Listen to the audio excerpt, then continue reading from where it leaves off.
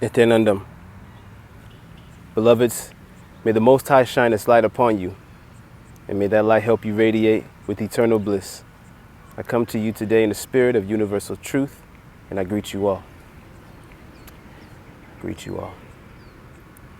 See, the other day I was watching a video of a sannyasi who used to meditate in the Himalayas and with Himalayan masters. And he said something very profound. He said, meditation is imitation. That's what meditation is. I said, yes, yes. And the reason why that resonated with me so much is because many years ago when I was struggling with meditation and how to get into a meditative state, I felt like I was acting. That's what I felt like I was doing. I was acting like what I saw on TV and movies, all of the monks and the Buddhas, all of these great yogis, how they were getting into these postures. I was just trying to do exactly what they were doing. That's my first, experience of seeing great beings get into great states of meditation.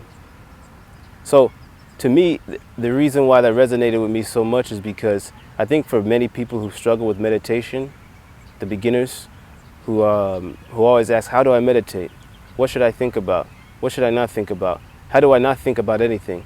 I think the most profound thing to do is just to look at it as an act. Look at it as an act. Act like that which you're not. Act like the great gods and goddesses, the great yogis. Because we haven't become the great yogis yet, who've transcended every single thing, who've transcended and reached the highest and highest states of consciousness. Act like them.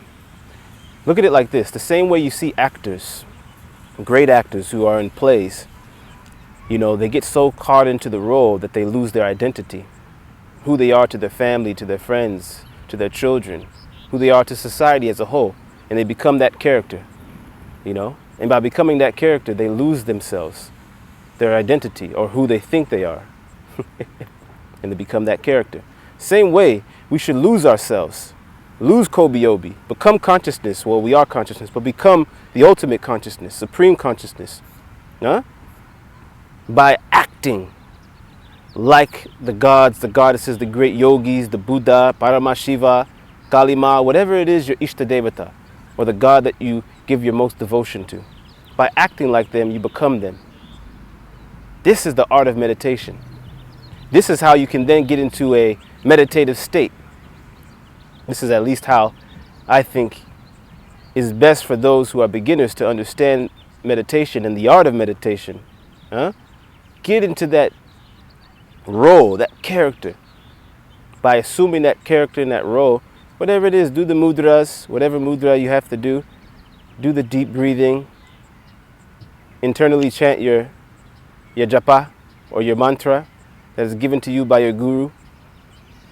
And then by doing so, then you lose the identity of who you think you are and get into a meditative state. Of course, it could be a little bit more complicated than that, but sometimes it's really that simple. And I thought he made a very profound statement. You understand? Very profound statement. Act until you lose the identity. Of course, there's other ways that you can, techniques that can be used to get into a meditative state. Whatever gift your guru gave you, whatever mantra your guru gave you. My guru, Paramahamsa, Sri Nityananda, has given all his devotees and disciples one of the greatest gifts, great mantra. Om Nityananda Paramashivoham. Very powerful mantra. Immediately when I chant that mantra, I get into a meditative state. Throughout the day, I'm just go on chanting it. Go on becoming and acting like the guru or the God, Paramashiva, so that I can become that and attain that state. Sometimes it's that simple. See, meditation is a consequence. We're trying to do something.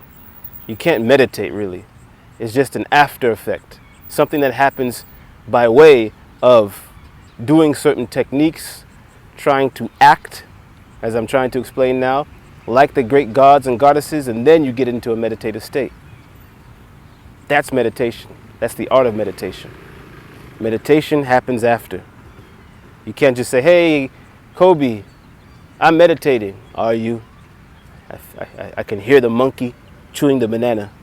The monkey's chewing the banana. So it's just being meditative throughout the day. That is doing meditation. Being meditative throughout the day.